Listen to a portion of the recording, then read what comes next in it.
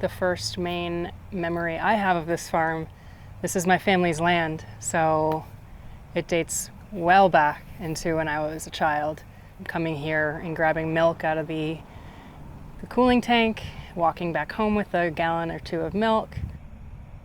The main farmhouse has a placard from 1740, but the likelihood of this land being established by family members of mine probably was the late 1600s.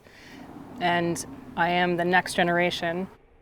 I had no idea this is where I was going to end up, like none.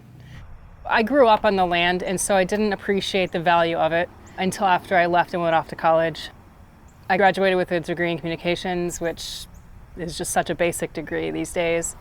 And when I would come home during breaks in college, and then after I graduated, I would go up to see my aunt up in Vermont. And there's just a different community up there. People would raise their own meat, they'd raise and grow their own vegetables, and then they would barter and they'd swap and they'd share cost and labor. And it was such a beautiful system.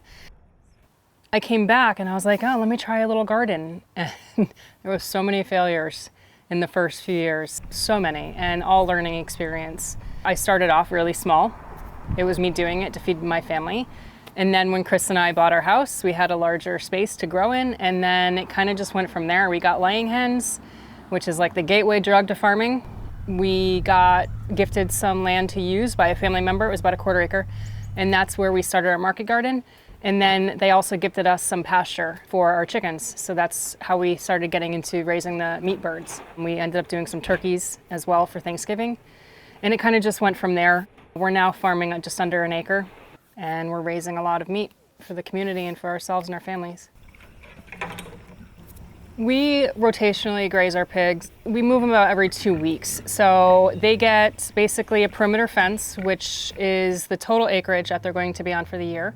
And then within that perimeter fence is intermediary fences. And that intermediary fence dictates the space, the main area that they'll be in and rotated through. So that small space, we move more frequently. And we basically start on one end and move them down bit by bit by bit. So they go out in, let's just say, mid-July, and they get shipped mid-October to mid-November, depending on whenever we can get a date with the slaughterhouse. So within that time frame, we move them pretty frequently. And we also like to finish them under nut trees, so oaks, hickory, walnut. They love the nuts, and it puts on a really nice fat cap and a nice marbling. Today we just moved them. They are under a very, very old red oak tree. They're eating their acorns. I just got tired of being sedentary and sitting behind a desk and sitting behind a computer and getting headaches and losing focus. I'm an outdoor person by nature. I can't sit still. I just don't have that in me to not be constantly doing something. Everything is different when you grow your own food and when you buy from local farms that are really sustainable and environmentally focused and focused on animal welfare. It's just a different taste, and it's better for your body. You feel better. I don't even know when that time was like, I'm gonna farm. It kind of just happened organically. I have no regrets about it. We're not farming to make $1 million. We're doing it because we love what we do. We're outside every day, and I think it's just we have no control over a lot of what happens, and it's just really fun and stressful, and it's never the same. I don't wake up every day knowing what I'm gonna do. When I was working in an office, I woke up knowing what I was gonna do every day, and it was boring. It's been a roller coaster, and I would do it all over again if I had the choice.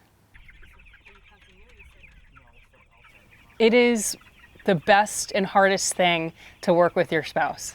We are literally with each other 24/7, and the fact that we've been doing this for 8 years now and haven't gotten divorced or buried one of us in the back fields is pretty impressive.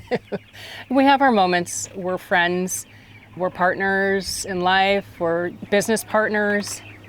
We go through every stage of I love you, I hate you, get out of my life, please help me, pick me up because I've fallen down, or I need a hug. It's awesome. And I don't think it would be easy to do that with anybody else. And our bond is so much stronger because of everything that we've been through. All the good times, all the bad times, the easy times and the hardest times. That's probably the hardest question that anybody's ever asked me, how to deal with mental health. We have a very good network of other farmers that we can call upon to vent or see. I am fortunate to have a horse that is my lifeline when I need to step away. I take him out riding and I'm able to just shut my brain down. I've also come to terms with the fact that what I do is probably one of the hardest things in the world. And having just a support system, my family's huge.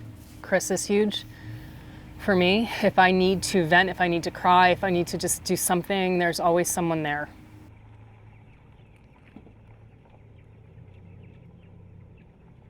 A lot of what people don't see is the reality of what we do.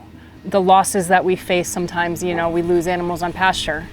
The disease that can run rampant through a garden. Yet what they see when they buy from us is more or less a perfect product, because we're asking that consumer to spend that money on something that is important to them. And we want that product to be the best that it can be. They see our smiling face at our farmer's market every Sunday, and sometimes that's a show, unfortunately. If we're having a bad day, we don't want that to come out to the people that are out there supporting us. But sometimes it's important to show your vulnerability in the things that really aren't picture perfect. I think a lot of this world is so flooded with perfection through a lens that people are jaded and they don't really know what's going on. They just believe what they see. So we try to make it a point to show everything.